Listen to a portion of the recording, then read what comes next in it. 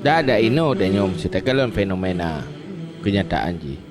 Urang pilih ke agama bukan karena kaya atau karena kasihan. Kan.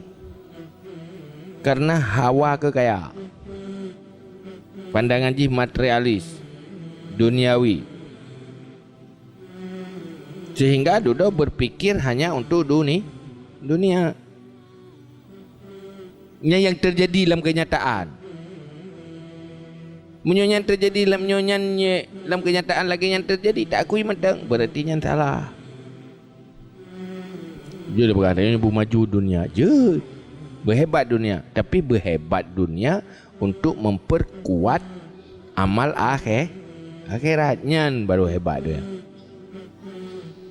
Tapi orientasi dunia melupakan akhirat, dengan sebabnya lupa akhirat yang kasuk kajahat.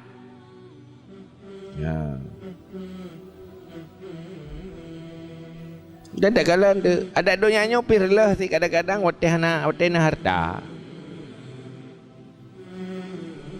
Menyuruh masa susah kompak deh. Hana pakai. Wate kana nya hina rela. Menalah rela orientasi. Ya benar. Bolang kenyataan orang yang dah pegah perjuangan ke depan berlebih good. Yang lepas semangat kalau nak siapa yang ada.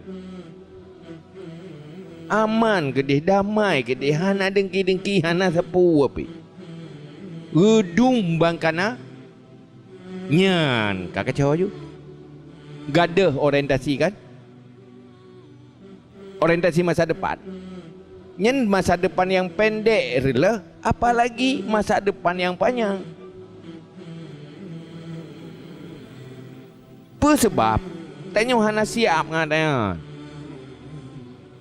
Karena orientasi ji ke materi, ke harta. Tapi menyohana orientasi ke harta, orientasi tetap gede, hana hanya ke masalah kan? Menalah dunia yo. Dia baik sampai berubah orientasi gara-gara ji. Munya apabila gara-gara ji berubah orientasi, nyerlah. Masa depan dunia, masa depan akhirat.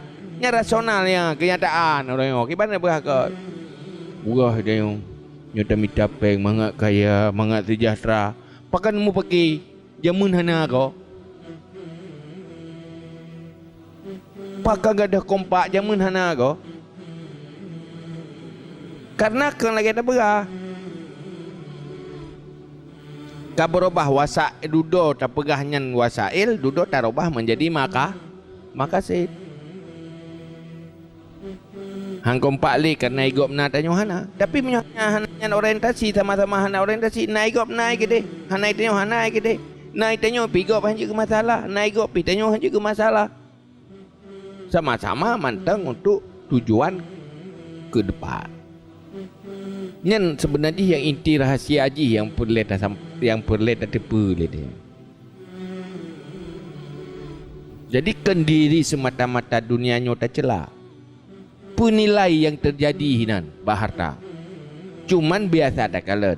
Nilai kesombongan, nilai cenderung ke dunia lebih gampang terjadi di saat tak miliki dunia. Ketimbang dengan di saat miskin. Cuman bak miskin juga nak terjadi. Pun terjadi. Hai al-faqru akrabu ilal kufri. Man dua na sisi buruk.